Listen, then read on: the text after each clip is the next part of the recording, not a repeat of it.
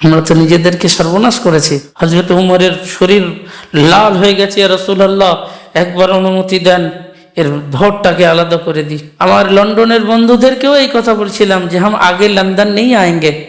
बोले क्यों मुफ्ती साहब? बोले अपना जो हावड़ा है ना वो लंदन बन गया। बोले कैसे? बोले जो काम आप करते हो जो काम, वही काम अपने बंगाल वाले भी करना शुरू कर दिया।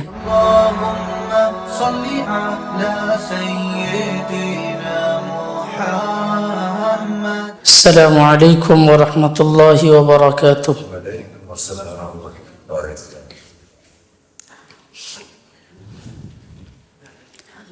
अल्हम्दुलिल्लाहि रब्बिल आलमीन वस्सलातु वस्सलामु अला सय्यिदिल मुरसलीन मुहम्मदिन नबिय्यिल अमीन व अला आलिहि व सहबिहि अजमईन। अम्मा बाद फ़क़द क़ाल अल्लाहु अज़्ज़ व जल फ़ी किताबिहिल मुबीन बिस्मिल्लाहिर रहमानिर रहीम व आतल माल अला हुब्बिहि ज़विल क़ुरबा वल यतामा वल मसाकीन वब्नस सबील सदक़ल्लाहुल अज़ीम। व क़ाल तआला फ़ी मौदिइन आख़र इन्नमा नुत्इमुकुम लिवजहिल्लाहि ला नुरीदु मिनकुम जज़ाअन वला शुकूरा। वक़ाल अयज़ा लक़द कान लकुम फ़ी रसूलिल्लाहि उस्वतुन हसनह सदक़ल्लाहुल अज़ीम। वक़ाल अन्नबिय्यु सल्लल्लाहु अलैहि वसल्लम इज़ा बाततिल मरअतु मुहाजिरतन फ़िराश ज़ौजिहा लअनतहल मलाइकतु हत्ता तरजिअ। वक़ाल अयज़ा खैरुकुम मन तअल्लमल क़ुरआन व अल्लमह औ कमा क़ाल अलैहिस्सलातु वत्तस्लीम। हादिरीन, আল্লাহ রাব্বুল আলামিনের অশেষ দয়া যে আজকের এই পবিত্র জুমার দিনে তিনি আমাদিগকে অসংখ্য মানব জাতির মধ্যে থেকে নির্বাচিত করে পবিত্র জুমার দিনে হাজিরির তৌফিক দিয়েছেন।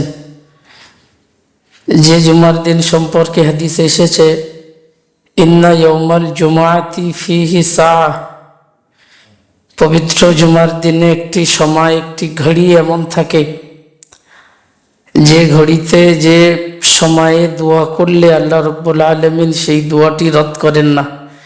এইরকম একটা পবিত্র জুমা যে দিন সম্পর্কে নবীজি সাল্লাল্লাহু আলাইহি সাল্লাম বলেছেন হুয়া রাব্বুন আল্লাযী জাআলা হাদাল ইয়াউমা সাইয়্যিদাল আইয়ামি, वो ज़ात है जिसने इस मुबारक दिन को दिनों का सरदार बनाया और ये हमारे लिए एक छोटी सी ईद है।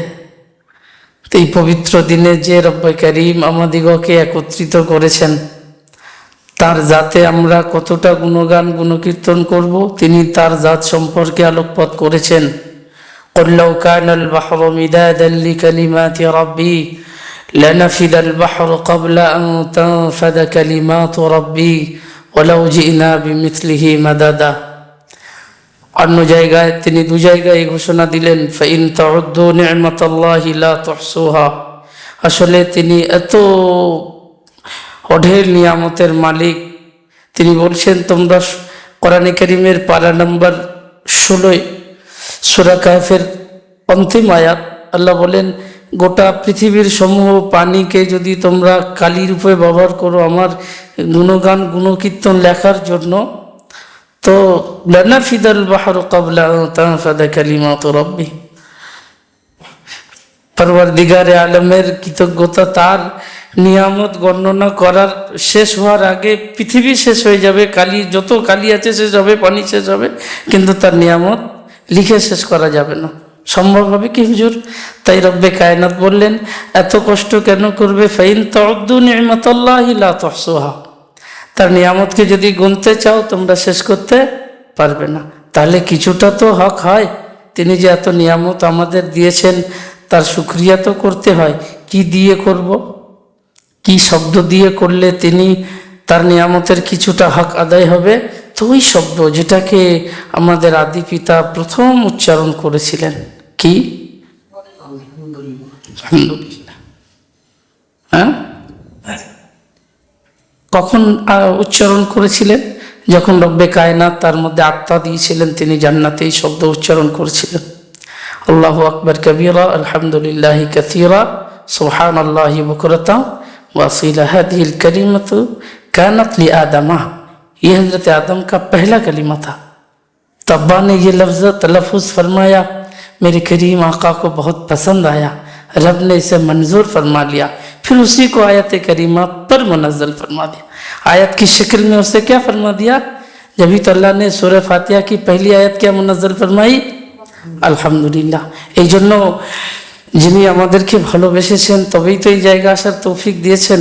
একবার আন্তরিকভাবে তার জাতের শুকরিয়া আদায় করা যাবে না? বলি আলহামদুলিল্লাহ। অসংখ্য দরুদ সেই মহামানবের প্রতি, যার প্রতি দরুদ না পড়লে আমাদের চশমপোশি হয়ে যাবে, হবে না? যার আগমন আমাদের জন্য রহমত ছিল, এহসান ফারামোশি হবে। যিনি আমাদের জন্য রহমত ছিলেন, আরে আমাদের আদি পিতা তো যার ওসিলায় ক্ষমা পেয়েছেন, এ কথা আমরা বহু জায়গায় শুনেছি। মুসান্নাফ ইবনে আব্দুর রাজ্জাকের গালিবান কি শুআবুল ঈমানের একটি রিওয়ায়াত শেখ জাকারিয়া রহমতুল্লাহ আলাইহি তার কিতাব ফাজাইলে দুরুদে নকল করেছেন। বাকা আদম ইনদা রাব্বিহি 70 সানাতান, আদম আলাইহিস সালাম, কোরআনে মাজিদ বলছে যে আল্লাহ রাব্বুল আলামিন স্বামী স্ত্রীকে বললেন, ওয়ালা তাকরাবা হাযিহি আশ-শাজারাতা ফাতাকুনা মিনাল যালিমিন, তোমরা দুজনে এই গাছের আশেপাশে যেও না। অ্যাকচুয়ালি রব্বে কায়নাত তার প্রথম নির্দেশ জারি করেছিলেন, আর বাশারি তাকাজায় বান্দা ভুল করবে এটাও তার জানা ছিল, তবুও তিনি বললেন যে তোমরা এই গাছের ধারে বাড়ে যেও না। তো স্বামী স্ত্রী সেখানে গিয়ে সেই ফলটি খেয়ে ফেলেছিলেন। তো আল্লাহ পাক নারাজ হলেন, দুজনকে পৃথিবীতে, নবী তো তার ভুল নয়, আমাদের তালিম ছিল, পৃথিবীতে পাঠিয়ে দিলেন। হ্যাঁ, ফাবাকা আদম রাব্বাহু ইনদা রাব্বিহি 70 সানা। আদম আলাইহিস সালাম, আল্লামা ইবনে কাসির রকম তারাজ, আল্লাহ হযরত আদম আলাইহিস সালাম 70 বছর কেঁদেছিলেন। তিনটে রিওয়ায়াত এসেছে, কোথাও 120 বছর, কোথাও 100 বছর, কোথাও 70 বছর কেঁদেছিলেন, কিন্তু তার দোয়া কবুল হয়নি। শেষবেলা একটা শব্দ তিনি বলেছিলেন, আল্লাহুম্মা গফিরলি বিওয়াসিলাতি মুহাম্মাদিন।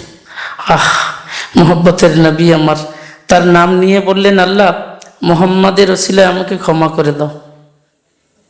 তো রব্বে কায়নাত হযরত আদম আলাইহিস সালামকে জিজ্ঞাসা করলেন, ফাসআলা রাব্বুনা আন আদমা, এ আদম আইনা ওয়াজাদতা হাদাল ইসমা বা'দা দাহরিন তাওয়িল। হে আদম, এত যুগ পরে এই নামটা তুমি কোথায় পেয়েছো? আমার রবের যেন খুব খুশি হচ্ছিল, হ্যাঁ না, মাসাররাত অর্জন হচ্ছিল, ওই নামটা শোনার পরে তিনি যেন খুব খুশি হচ্ছিলেন। তো জিজ্ঞাসা করলেন, আদম কোথায় পেয়েছো এই নামটি? আদম আলাইহিস সালাম বললেন, হিনাইদিন খলাকতানি সুম্মা ওয়াদাতানি ফিল জান্নাতি ওয়া আলকাইতা ফি রুয়া আর-রূহা ওয়া আলকাইতা ফি আর-রূহ। আর যেদিন আপনি আমাকে তৈরি করেছিলেন, মাটির পুতলা বানিয়ে জান্নাতে রেখেছিলেন, আর ফার্স্ট যখন আমার আত্মা দান করেছিলেন, হ্যাঁ না, নাজারতু তাহতা আরশিকাল মুকাররম, তোমার পবিত্র আরশের নিচে একবার চোখ বুলিয়ে দেখেছিলাম। ওয়াজাদতু হুনাকা ইসমা মুবারাকান ইসমা বাশারিন বাদা ইসমিকাল মুকাররম, সেই সময় আমি তোমার পবিত্র নামের পাশে একটা স্বর্ণকালিতে লেখা একটি মানবের নাম পেয়েছিলাম। আজ আমার স্মরণ হচ্ছে যে রব্বে কায়নাত নিজের নামের পাশে যে হস্তির নাম লিখে রেখেছেন, নিশ্চয়ই ইনি কেউ কোনো একজন বড় হস্তি হবে। তাই ভাবলাম যে নিশ্চয়ই আপনার সব থেকে নিকটবর্তী, সেই জন্য আমি তার ওসিলায় আপনার কাছে কি চাচ্ছি? ক্ষমা চাচ্ছি, মাফ করে দেন। আল্লাহ রাব্বুল আলামিন খুব মুচকি হেসে, ভাষায় খুব আনন্দ, ফাতাবাসসামা রাব্বুনা ওয়া ক্বাল, রব্বে করিম আনন্দিত হলেন, মুচকি হাসলেন আর বললেন, ইয়া আদম ইন্না হাযা মিন আওলাদিক ওয়ালাদুম মিন আওলাদিক, এটা তোমার সন্তানদের মধ্যে একজন সন্তান আর শেষ যুগের নবী। আমি আল্লাহ এই পৃথিবীকে সাজিয়েছি এরই মহব্বতে, এরই বরকতে, এর আগমনের জন্য আমি পৃথিবীটা সাজিয়েছি। এটাকে শেখ জাকারিয়া রহমতুল্লাহ আলাইহ নকল করেছেন কিছুটা, তবে যেহেতু হাদিস ফাজাইলের ভাবে বয়ান করা যাবে, সনদের দিক দিয়ে একটু ব্যাপার আছে। লা নকুলু বিহি শাইআ, हम इसके बारे में लबकुशाई नहीं करना चाहते। যাই হোক, তো সেই নবী আমার, যার ওসিলায় আমরা এই পৃথিবীকে পেয়েছি, এই নিয়ামতগুলি পাচ্ছি। আবার শুধু এটা না, দুনিয়াতে যা হয়েছে হয়েছে, আখিরাতে কি হবে? ইমাম বুখারী তার প্রথম খণ্ডে কিতাব শাফাআতে কুবরাতে নকল করছেন, আর সে মহল্লার নিচে দুজাহানের বাদশাহ সেজদায় রত থাকবেন। আল্লাহ রাব্বুল আলামিন হযরত আদমকে বলবেন, ইয়া আদম, এই হযরত জিবরিলকে বলবেন, এই জিবরাইল, বন্ধুর কি হয়েছে আজকের এরকম সময় বন্ধু সাজদায় কেন? যাও, কি হয়েছে জিজ্ঞাসা করো। জিবরিল আমিন আসবেন, বলবেন, ইয়া মুহাম্মদ ইরফা রাসাক, হুজুর মাথা উঁচু করেন। হুজুর বলবেন, কাইফা আরফাউ রাসি ইয়া জিবরাইল, আমি কিভাবে মাথা উঁচু করবো বলো, আমার উম্মতীদের তো এখন ক্ষমা করা হয়নি। আল্লাহ রাসূল একে শাফাতে কুবরা বলেন। ওখানেই কেঁদে কেঁদে, সাজদাতে কেঁদে কেঁদে আল্লাহর কাছে চাইবে আমাদের জন্য।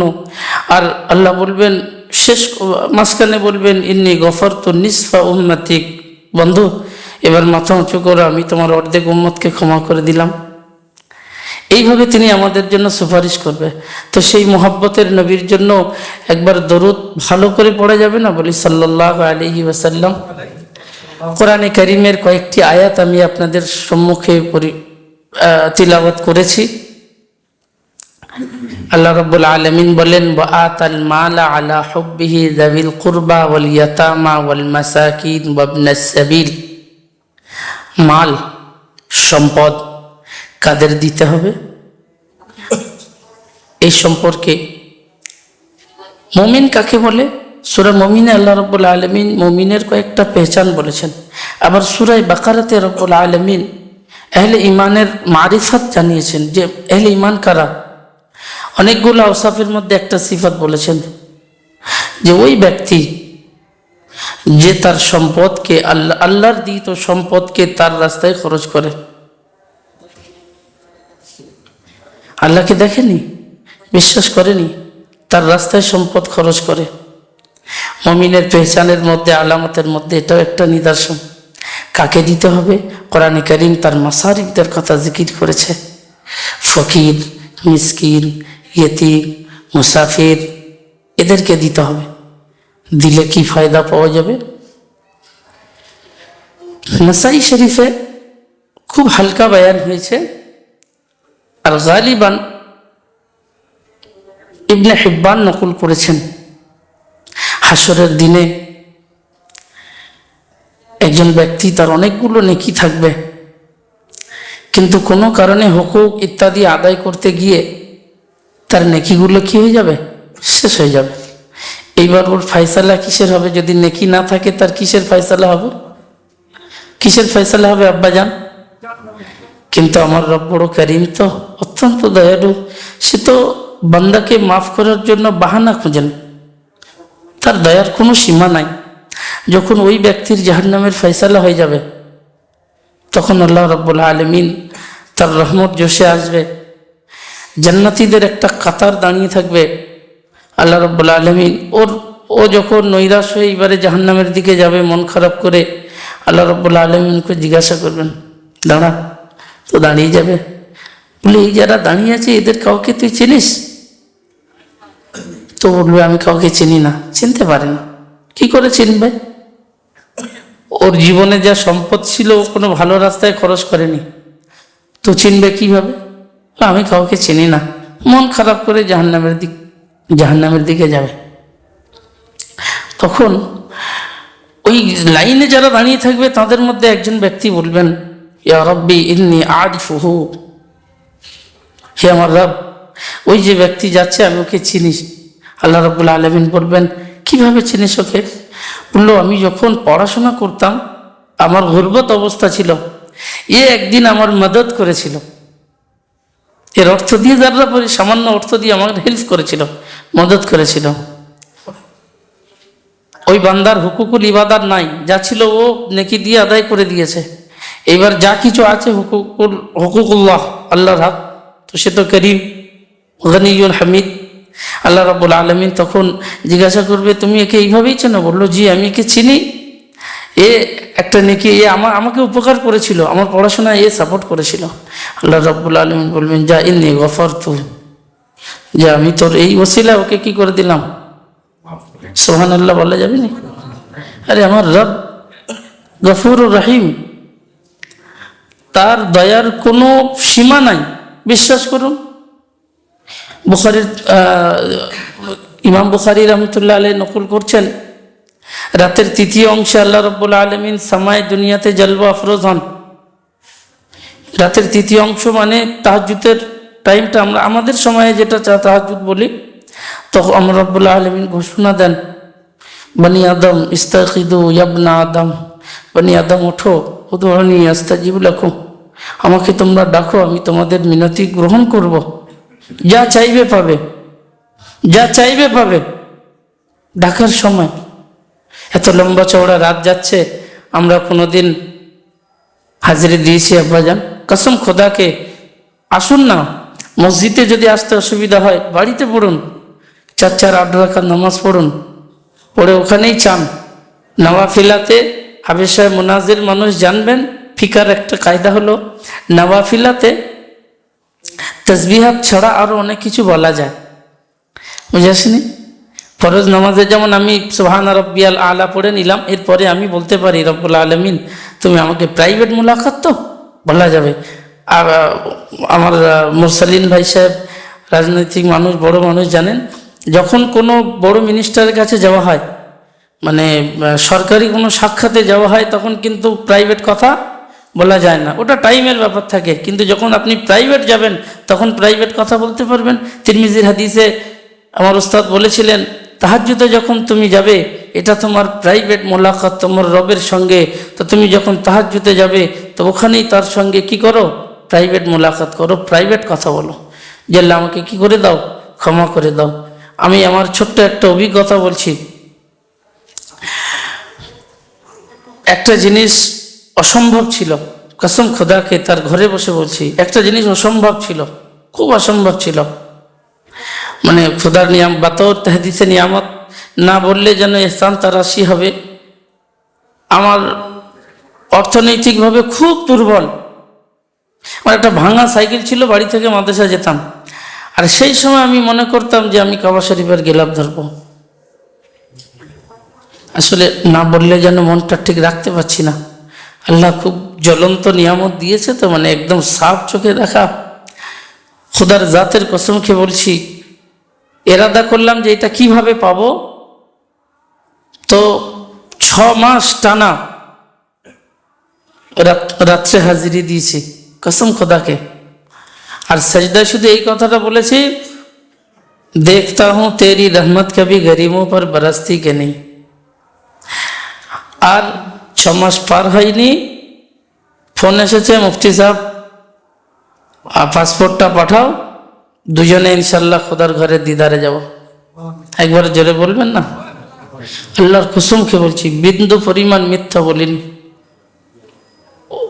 बहुत बड़ा करीम है वो, उसकी रहमत हर मांगने वालों पर बरसती है। मांग के देखो।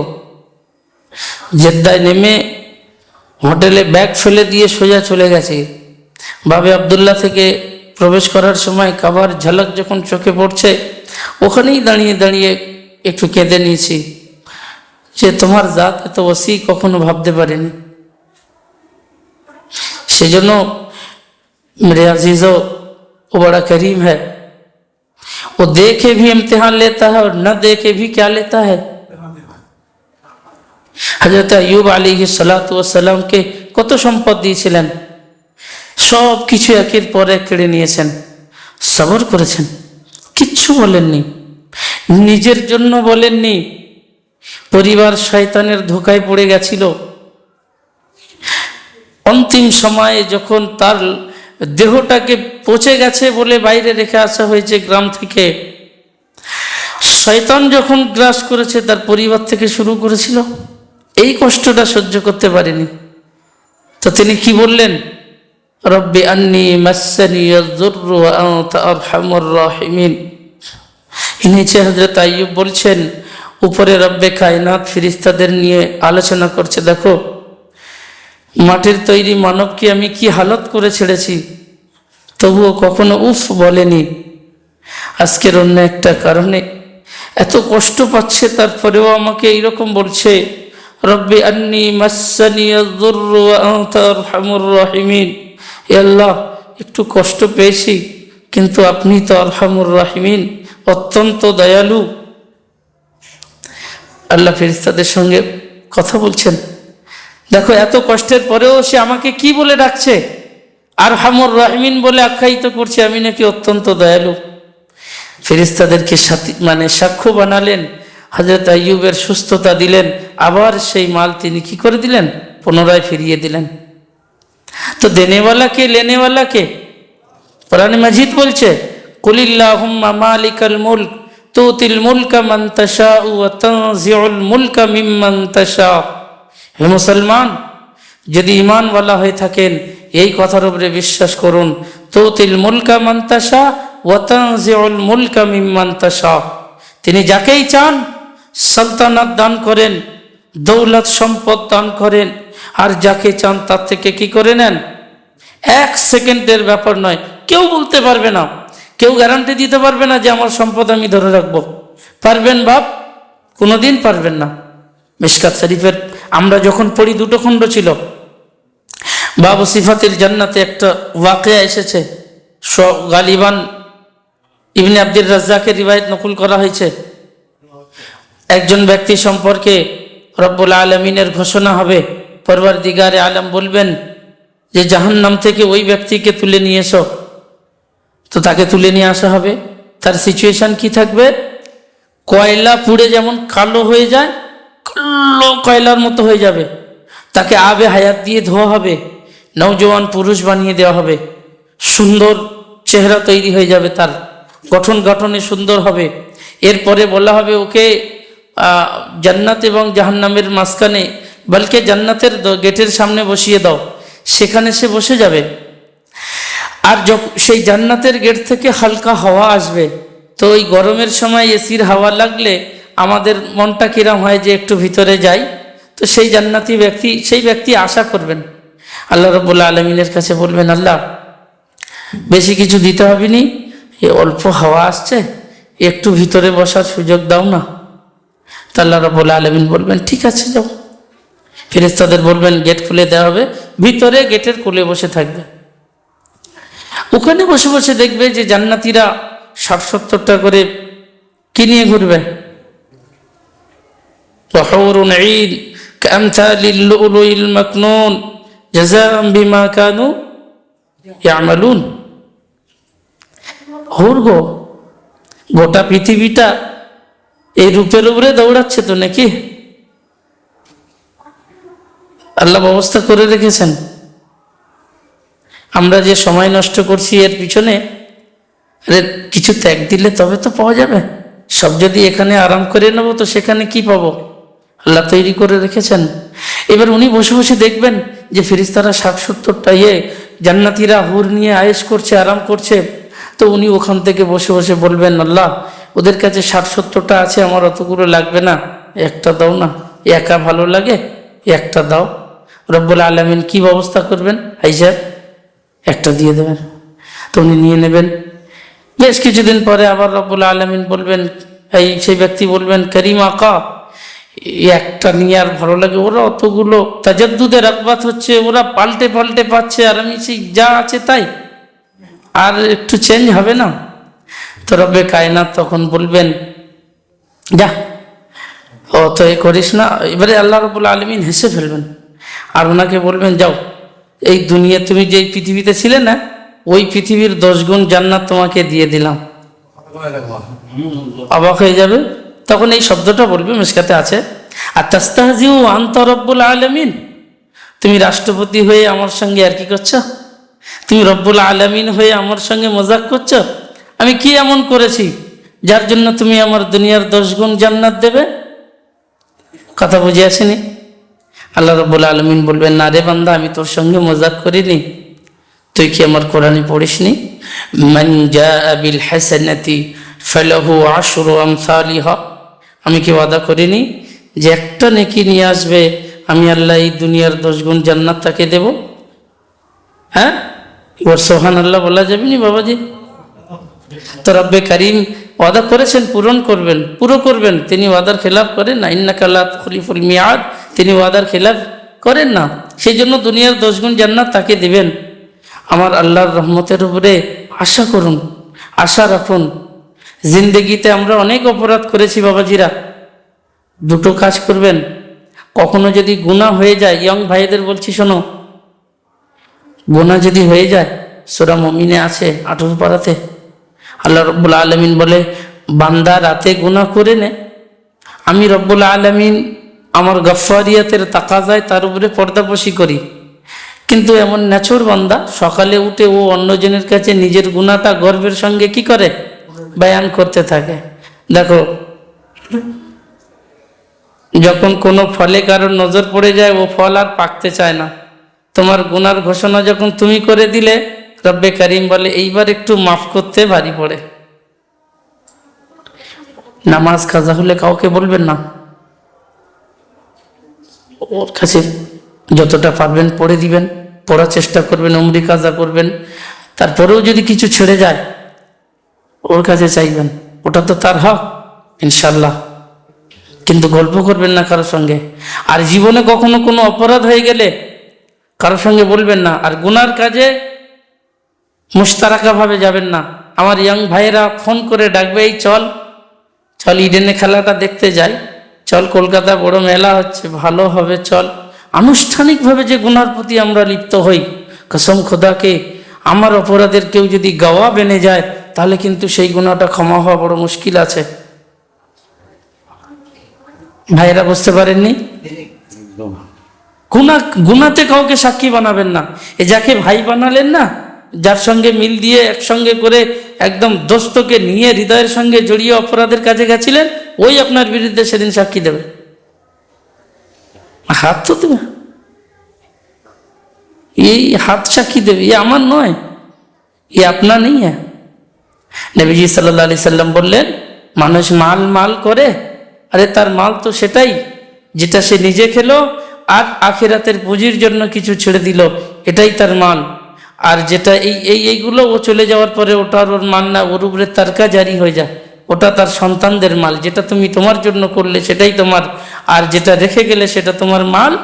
তোমার তুমি চোখ বুঝালে তোমার সম্পদ শেষ। বুঝে আসেনি আব্বাজান? হযরত ঈসা আলাইহিস সালাতু ওয়াস সালামের একটি স্বপ্ন নকল করা হয়েছে। একজন বড় মুকাদ্দিরকে আমি বলতে শুনেছি, তিনি বলেন হযরত ঈসা আলা নবিয়িনা ওয়া আলাইহিস সালাতু ওয়াস সালামের স্বপ্ন নকল করা হয়েছে যে বনি ইসরাইলের একজন ব্যক্তি, তার স্ত্রীর গর্ভে বাচ্চা ছিল, এরকম অবস্থায় সেই ব্যক্তি মারা গেছেন। এবারে তার আযাব চলছিল, হঠাৎ তার আযাবটা কি করে দেওয়া হয়েছে? বন্ধ করে দেওয়া হয়েছে। ফেরেশতারা অবাক, যারা দায়িত্বে ছিলেন কবরের আযাবে। আল্লাহ রাব্বুল আলামিনকে ফাসালা রাব্বানা, রব্বে কারিমকে জিজ্ঞাসা করলেন, আল্লাহ আকামুল হাকিমিন, আপনার ফয়সালার বিরুদ্ধে কারোর বলার অধিকার নাই, তবে আমাদের জন্য একটু ডাউট হচ্ছিল, এর আমলনামা বলছে এখন এত তাড়াতাড়ি তো এর আযাবটা বন্ধ হওয়ার কথা নয়, এ তো লম্বা চওড়া অপরাধের তালিকা, তো হঠাৎ আপনার রহমত জোশে আসলো আর এর আযাবটা কেন বন্ধ হওয়ার নির্দেশ হলো আমরা তো জানতে পারলাম না। আল্লাহ রাব্বুল আলামিন তখন বলবেন যে আমি যেটা জানি সেটা তোমরা জানো না কেন? শোনো, হিনা ইদিন তারাকা হাযা আল আলামা, যেদিন এ পৃথিবী ছেড়েছিল, তারাকা ওয়ালাদান ফি বাতনি যাওজি, একটা বাচ্চা এর স্ত্রীর পেটে ছেড়ে এসেছিল, আর পরিবারকে বলেছিল যে দেখো আমার এই আমানতটা তুমি নষ্ট করো না, এটা দিনের কাজে লাগাইও। হে আমার ফেরেশতারা, আজ প্রথম দিন সেই বাচ্চা যখন বলতে শিখেছে, মা তাকে নিয়ে ইমাম সাহেবের কাছে এসেছে, আর ইমাম সাহেবের কাছে এসে আর কিতাব খুলে ওই বাচ্চা বলছে বিসমিল্লাহির রহমানির রহিম, আমি শুরু করছি সেই প্রভুর নামে যিনি অত্যন্ত দয়ালু অতি দয়াবান। হে আমার মালাইকারা বলো, যার কচি বাচ্চা পৃথিবীর জমিনে বসে বসে এই কথা বলছে যে আমি নাকি অত্যন্ত দয়ালু, অতি দয়াবান। বলো, যার কচি বাচ্চা কচি মুখে আমাকে অত্যন্ত দয়ালু বলে আখ্যায়িত করছে, আমি আল্লাহ আমার কি সওয়াব পায় তার আব্বার আযাব দিতে, তাই ওর বিসমিল্লাহর বরকতে আমি ওর আব্বাকে ক্ষমা করে দিলাম। আমরা এই পৃথিবীতে, সেই হাদিস আল্লাহ রসুল বলেছেন, ইদা মাতাল ইনসান ইনকাতা আনহু আমালু, মানব জাতি মারা গেলে তার সমস্ত আমলের দরজা কি হয়ে যায়? ইল্লা মিন সালাসাতিন, তিনটে জিনিস বাকি থাকে। ইল্লা মিন সাদাকাতিন জারিয়া, এক নম্বর হলো সাদকায়ে জারিয়া। আও ওয়ালাতিন সালেহ, নেক বাচ্চা, ইয়াদউ লাহু, সে তার জন্য দোয়া করবে। আও ইলমি ইউনতাফাউ বিহি, আর তৃতীয় ওই শিক্ষা, ওই ইলম যেটার দ্বারা মানুষ কি হবে? উপকৃত হবে। যেমন এই তাসনিফাতগুলো আমাদের মাশাআল্লাহ আমাদের হাফেজ জালাল সাহেব খিদমত করছেন, কিন্তু এটা চড়া খিদমত হয়ে যাচ্ছে, গয়ের মুকাল্লিদদের দম বন্ধ করে দিচ্ছে, ওটা হবেনি। এখন ইসলাম জোড়া কাজ, তোড়া কাজ নয়, এটা জুড়তে হবে। हाँ, कोई टकरा गया हमसे तो हम टकराने वालों को तरसने नहीं देते, लेकिन आज हमें मिलके चलना है ना। वातसिमु बिहाब्लिल्लाहि जमिया, আমাদের তাফরিক আছে বলে গায়েররা আমাদের গিলে খাচ্ছে। ভারতবর্ষে পাঞ্জাবি ভাইদের কত সংখ্যা জানেন কি? ওনাদের পার্সেন্টেজ কত? 4%, 3 থেকে 4। ক্ষমতা আছে ওনাদের বিরুদ্ধে কিছু বলার?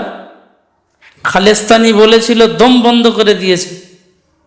খালেস্তানি বলেছিল তো পাঞ্জাবিরা এক হয়ে পুরো কি করে দিয়েছে? নাড্ডাকে গড্ডা বানিয়ে দিয়েছিল। কিন্তু আমরা, ওরা যাই বলুক, যদি জনগণনা হয় ধর্মের উপরে আমাদের সংখ্যা 30-এর উপরে আছে, আলহামদুলিল্লাহ। সব মিথ্যা কথা বলছে। শয়তানেরা আমাদের বলে বলে এরা শুধু বাচ্চা পয়দা করে। আরে আমার নবী বলেছেন, তাজাওয়াজু ওয়াদুদাম ওয়ালুদা, এমন মহিলাকে বিয়ে করো যে বেশি বাচ্চা দিতে পারবে। কেন? লিয়ান্নি উফাকিরু বাইনাল আম্বিয়াই ইয়াউমাল কিয়ামা, হাসরের দিনে আমি সকল নবীদের থেকে যাতে আমি গর্ব করতে পারি যে আমার উম্মতি বেশি। মিশকাত শরীফের হাদিসে এসেছে, আল্লাহর হাবিব দাঁড়িয়ে থাকবেন, সেজদারত অবস্থায় থাকবেন, দেখবেন একটা দল আসবে, কিছু নবী আসবেন একা একা হেঁটে, তার কোনো উম্মতি থাকবে না। কিছু নবী আসবেন 2-4 করে উম্মতি নিয়ে, কিছু নবী আসবেন বেশ কিছু উম্মতি নিয়ে। এরপরে আল্লাহ রসুল মাথা তুলে দেখবেন যে একটা দল আসছে, অনেকগুলো মানুষ আসছে। আল্লাহর হাবিব দাঁড়িয়ে দাঁড়িয়ে ভাববেন হয়তো এগুলো আমার উম্মতিরা আসছে। কাছাকাছি যখন আসবে দেখবে বনি ইসরাইল আসছে, মুসা আলাইহিস সালামের কওম। আমার নবীর মনটা একটু খারাপ হয়ে যাবে। এরপরে আবার কিছুক্ষণ পরে মাথা উঁচু করে দেখবেন একটা দল আসছে, মাছির মতো আকার নিয়ে আসছে, প্রচুর একটা জাম্মে গাফির আসছে, বড় ভিড় আসবে। আল্লাহর হাবিব একটু হাসবেন, হ্যাঁ এটাই আমার উম্মত, কারণ এই পর্যন্ত আমার উম্মত আসেনি, তার মানে এই বড় দলটা কার হবে? আমার উম্মত। যখন কাছাকাছি এসে যাবে তখন দেখবেন কানা উম্মতে ঈসা, ওরা কারা থাকবেন? ঈসা নবীর উম্মত, হাওয়ারিয়িন ঈসা থাকবেন। আল্লাহ রসুল এবার মনটা খারাপ হয়ে যাবে, সেজদায় পড়ে যাবেন, আর উঠবেন না। যদি আমার উম্মত এর থেকে কম হয়, এই ভয়ে তিনি মাথা নিচু করে থাকবেন। এরপর একটা গাইবী আওয়াজ আসবে, ইয়া মুহাম্মদ ইরফা রাসাক ওয়ানজুর ইয়ামিনাক ওয়া শিমালাক ওয়া ফাওকাক ওয়া তাহতাক। একটা গাইবী আওয়াজ হবে, এই মুহাম্মদ সাল্লাল্লাহু আলাইহি ওয়াসাল্লাম, মাথা উঁচু করো, ডান দিকে বাম দিকে উপর নিচে পিছনে সব দিকে তাকিয়ে দেখো। সুবহানাল্লাহ। আমার নবী উঠে মাথা উঁচু করে দেখবেন, ডায়ে বায়ে উপর নিচে চতুর্দিক দিয়ে মৌমাছির মতো ঝাঁক নিয়ে আসবে। তারা কারা থাকবে? কানু উম্মাত মুহাম্মাদিন। তারা কারা থাকবেন? সুবহানাল্লাহ বলা যাবে না? আমাদের সংখ্যা বেশি আছে, কিন্তু আমাদের ঐক্যতার অভাব। আপনারা জানেন পৃথিবী মস্তানি করে দুটো জিনিস নিয়ে, তো মেন্টালিটি আর এই পয়সা। আমাদের কাছে পয়সা আছে কিন্তু দিমাগের একটু অসুবিধা আছে। মুসলমান সাদগি দেখিয়ে বিপদে পড়ে গেছে। উদারতা দেখিয়ে আমরা অনেক জায়গায় ঠকেছি। যেখানে দেখাতে হবে সেখানে দেখাবেন, যেখানে দেখাতে হবে না দেখানোর দরকার নেই। আল্লাহ রসুল হজে গিয়ে উকড়ে উকড়ে চলতে হয় জানেন, গুল্লো উঁচু করে কেন চলতে হয়? কোরআন বলছে ওয়ালা তামশি ফিল আরদি মারহা, পৃথিবীতে গুল্লো উঁচু করে চলো না, বুক চিতিয়ে কি করো না, চলো না। কেন? আল্লাহ বললেন আমার তৈরি পাহাড় লান তাসিরাল জিবাল, তুমি যতই উঁচু হও আমার তৈরি পাহাড়ের থেকে উঁচু হতে পারবে? তাহলে কেন গুল্লো উঁচু করে চলবে? তারপরেও আল্লাহ রসুল সুলহ হুদাইবিয়ার পরে যখন হজেতে গেছিলেন, হজ ফতে মক্কার সময় আল্লাহ রসুল গুল্লো উঁচু করে চলেননি। কেন চলেছিলেন? কাফেরদের দেখানোর জন্য যে हम छोटे नहीं हैं, हम भी तुम्हारी नजरों पे नजर रख के बोल सकते हैं। আমরা তো নিজেদেরকে সর্বনাশ করেছি। আমাদের কাছে কি নাই? তেল আর গ্যাস বন্ধ হয়ে গেলে না পৃথিবী অন্ধকার হয়ে যাবে। আর এই খাজানা আল্লাহ কাফেরদের দেয়নি, আমাদের দিয়েছে। কিন্তু আমাদের ঐক্যতার অভাব, আজকের আমরা মার খাচ্ছি কেন?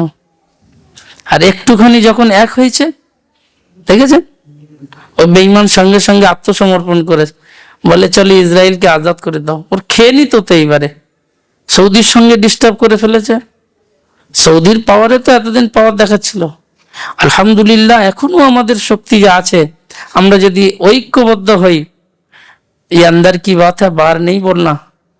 हम लोग है तो टीएमसी है, हम नहीं तो वो भी नहीं है।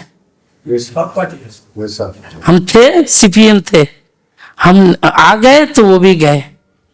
এই ঐক্যতাটা রাখুন দেন। আজকের পশ্চিমবঙ্গের বুকে আপনারা আলহামদুলিল্লাহ ইউপির থেকে ভালো আছেন না? নাই, এটা আপনাদের ঐক্যতার বরকত, ঐক্যতার বরকত। 1400 সাহাবাকে নিয়ে আমার নবী গিয়েছিলেন। ভালো করে মনে রাখবেন, সুলহ হুদাইবিয়াতে যখন আমার নবীর নামটা সেই আহদনামাতে লেখা হচ্ছিল, হযরত উমর ইবনুল খাত্তাব রাদিয়াল্লাহু তাআলা আনহু লিখছিলেন, কম বখত আবু জেহেল এই বলেছিল, আবু সুফিয়ান বলেছিল না রাসূলুল্লাহ লেখা যাবে না, মুহাম্মদ বিন আব্দুল্লাহ লেখো। হযরত উমরের শরীর লাল হয়ে গেছে, ইয়া রাসূলুল্লাহ একবার অনুমতি দেন, এর ধরটাকে আলাদা করে দিই। আমরা বদরে কজন ছিলাম মনে আছে? কতজন ছিলাম বদরে? আর তারা কতজন ছিল? কচু কাটা করিনি? হ্যাঁ, খন্দকের যুদ্ধে নবীজি সাল্লাল্লাহু আলাইহি ওয়াসাল্লামকে যখন সাহাবারা বললেন, 41 হয়ে গেছে আর বলবো না, আমি যে কথা বলতে যাচ্ছিলাম বাবাজিরা, আপনাদের সময় নষ্ট করতে আসেনি। আমার একটা জিনিস আপনাদের এখানে এসে খুব ভালো লেগেছে। আমার ভাই রাজনীতি করেন, তবু এই অবস্থায় রাজনীতি করেন মানে কত প্ল্যাটফর্মে উঠতে হয়। আমি তার সামনে বলছি, আমার বলা ভুল হচ্ছে, সামনে তারিফ করতে আল্লাহ রাসূল মানা করেছেন, কিন্তু কত কত রকমের সুন্দরী সুন্দরী মেয়েরা থাকে, তাদের সামনে এই দাড়ি রেখে যাওয়াটা, এটা নফসের উপরে কত বড় কুরবানি, এটা আমি আপনি বুঝতে পারবো না। কিন্তু তার সাথে সাথে যে ফিকির আপনারা নিয়েছেন, বিশেষ করে মসজিদে আয়েশার মহল্লার মানুষেরা, ইমাম সাহেব ভাই, আমার হাফেজ জালাল ভাইদের কুরবানির বরকতে কসম খোদাকে, আমি তো আমার লন্ডনের বন্ধুদেরকেও এই কথা বলছিলাম যে हम आगे लंदन नहीं आएंगे। बोले क्यों मुफ्ती साहब? बोले अपना जो हावड़ा है ना वो लंदन बन गया। बोले कैसे? बोले जो काम आप करते हो, जो काम, वही काम अपने बंगाल वाले भी करना शुरू कर दिया। খুব বড় কাজ করেছেন। আলেমরা রোজা রেখে দুয়ারে দুয়ারে ঠোকর খাবে কেন? আপনারা সবাই যে যতটুকু পাচ্ছেন নিজেদের যাকাত দৌলত এক জায়গা করে আর উলামাদের মধ্যে বন্টন করছেন, আল্লাহ রাব্বুল আলামিন কখনো আপনাদের দুঃখভুকা রাখবে না, ইনশাআল্লাহ কোনোদিন রাখবে না। মুসলিম শরীফের এই ঘটনাটা বলেই শেষ করে দেব। আল্লাহ রসুল নামাজের পরে জোহরের নামাজ পড়াচ্ছিলেন, সাহাবারা নামাজরত অবস্থায় ধাম ধাম করে পড়ে যাচ্ছিলেন। নামাজ পড়ার পরে দেখলেন বেহুশ হয়ে 3-4 জন পড়ে গেছে। আমার নবীর মাদ্রাসার ছাত্র ছিলেন তারা, আসহাবে সুফা নাম ছিল তাদের। তো নবীজি সাল্লাল্লাহু আলাইহি সাল্লামের ফাগাইয়ারা ওয়াজহু রাসূলিল্লাহি সাল্লাল্লাহু আলাইহি সাল্লাম, তার নূরানি চেহারাটা যেন লাল হয়ে গেল। তিনি অবাক হলেন যে হায় রে, মদিনার খেজুর বাগানের মালিকেরা, আল্লাহ তোদের এতগুলো করে বাগান দিয়েছে, আর আমার মাদ্রাসার বাচ্চারা না খেয়ে পড়ে যাবে নামাজরত অবস্থায়। নবীজি একটু রাগান্বিত হলেন। সাদ ইবনে মুআয রাদিয়াল্লাহু আনহু বুঝতে পেরেছেন সরকারে দো আলমের চেহারা লাল হয়েছে মানে এক্ষুনি কিয়ামত শুরু হয়ে যাবে। সাহাবারা যাদের বাগান ছিল সঙ্গে সঙ্গে দুজাহানের বাদশার সামনে গিয়ে বললেন, ইয়া রাসূলুল্লাহ, আজকের পর থেকে আপনার মাদ্রাসার এই এতিম দুঃখীরা কখনো দুঃখা ভোকা থাকবে না ইনশাআল্লাহ। সেদিন থেকে আজম করে নিয়েছিলেন। আর বাগানের একটা করে খেজুরের ঝাড়ি কেটে আনতেন, মানে খেজুরের ওটাকে কি বলে, ঝাড় কেটে আনতেন, আর মসজিদের সদর দরজায় বেঁধে দিতেন। ওই এতিম দুঃখী গরিব বাচ্চারা খেজুর খেতেন আর পড়াশোনা করতেন। আজকের যে হাদিস পেয়েছি, আবু হুরায়রা 5000 হাদিসের হাফেজ ছিলেন। সেই 5000 এখন মুন্তাকিল হয়ে 10 লক্ষ হয়ে গেছে সনদের তাবদিলে। হ্যাঁ, যে মতুনে হাদিস 5000, সেই মতনটা এখন 10 লক্ষের অধিক হয়ে গেছে। আবু হুরায়রা কোথায় ছিলেন? হিজরাতে সাফিনা করেছিলেন। ইয়ামান থেকে 6ম হিজরিতে চলে এসেছিলেন নদীপথে। মদিনায় এসে 4টে বছরের জিন্দেগিতে না খেয়ে পড়ে থেকে নবীর মাদ্রাসায় শিখেছেন। আজকের গোটা পৃথিবী যে হাদিস নিয়ে ব্যবহার করছে, আবু হুরায়রার ওই মেহনতের অবদান। ওই জন্য আল্লাহ রাসূল বলেছেন, সকলে ব্যবসা করবে, সবাই করবে, এটা জরুরি নয়। কিছু সংখ্যক মসজিদে পড়বে, কিছু সংখ্যক দিনের বাঁচানোর জন্য যুদ্ধের ময়দানে যাবে। তো এরা যারা পড়ছে, আর কিছু সংখ্যক তিজারত ব্যবসা করবে, তাদের সম্পদ নিয়ে এরা পড়াশোনা করবে। সেই হাল ফিরে এসছে, সেই হাল তো আছে। এই জন্য আপনারা সবাই ইরাদা করে নেন। আমার জিম্মেদার ভাইরা আপনাদের কাছে যখন যেভাবে বলবেন, আলহামদুলিল্লাহ খুব আমানতের সঙ্গে ওনারা পৌঁছে দিচ্ছেন। আমাকে কেউ বলতে বলেছেন এটা নয়, আমি হুজুরকে জিজ্ঞাসা করছিলাম যে আমার মৌজুটা কি, আজকের কিসের উপরে বলবো। তো উনি বললেন, হুজুর আপনি আপনার মতো করে বলেন। আপনারা ভাবছেন হয়তো আমাকে পড়িয়ে দেওয়া হয়েছে, না, মসজিদে বসে বলছি। আমি সেদিনে এসে দেখেছিলাম, খুব ভালো লেগেছিল। সেই জন্য মনের এরাদা ছিল যে একবার আপনাদের সামনে কিতাব করব। আল্লাহ কবুল করেছেন। আপনাদের সকলের কাছে আবেদন, দিন এইভাবে জিন্দা হবে। আপনি আপনার সম্পদের একটা অংশ অন্তত জাকাত যদি কেউ আদায় না করে, হাদিস শুনেছেন, সেই মালটা সাপের রূপ ধারণ করবে, গলায় ঝুলানো হবে, আর ও ছবল মারবে আর বলবে, আনা মালুকা আনা কানজুকা, তুমি যেটা আদায় না করে লুকিয়ে রেখেছিলে আমি সেই তোমার সম্পদ। হায়রে আল্লাহ, এখানে সুখ করতে পারলে না, সেখানে সেই জাকাত সাপ হয়ে তোমাকে কি করবে, ধ্বংসাতে থাকবে। আল্লাহ আমাদের হিফাজত করুন। সেই জন্য ভাই, আপনারা জাকাত কেউ লুকাবেন না। জাকাত আদায় করার পরে যদি কম থেকে যায়, কোরআন বলছে ওয়াকরিদুল্লাহ কারদান হাসানা, এরপরে অবশিষ্ট মাল থেকে দিতে হবে, শুধু জাকাত থেকে আদায় হয় না। মুসলমানের কাছে যা পয়সা আছে, যদি জাকাত আদায় করে, মুসলমানরা ভিক্ষে করবে না। পাঞ্জাবিদের যেমন ফকির নেই, মারওয়াড়িদের যেমন ফকির নেই, আমাদেরও থাকবে না ইনশাআল্লাহ। কিন্তু আমরা জাকাত দিচ্ছি না। সেই জন্য ভাই, আল্লাহ যাকে দিয়েছেন কোন মোমেন্টে তিনি কেড়ে নেবেন। আল্লাহ সবাইয়ের মালকে হেফাজত করুক, সকলের ব্যবসা বাণিজ্যে বরকত দান করুন। আর আপনারা জাকাত বের করবেন ইনশাআল্লাহ। আমার ইমাম সাহেব ভাই মুখলিস মানুষ, যখন বলবেন আপনারা সাথে থাকবেন ইনশাআল্লাহ। মুরসালিন ভাই আপনাদের নিয়ে যে খিদমত করছেন, আল্লাহ তার খিদমত কবুল করুন। তার ডাকে হাকে আপনারা সাড়া দেবেন ইনশাআল্লাহ। আল্লাহ রাব্বুল আলামিন আমাদের সকলকে কবুল করুক। ওমা আলাইনা ইল্লাল বালাগ।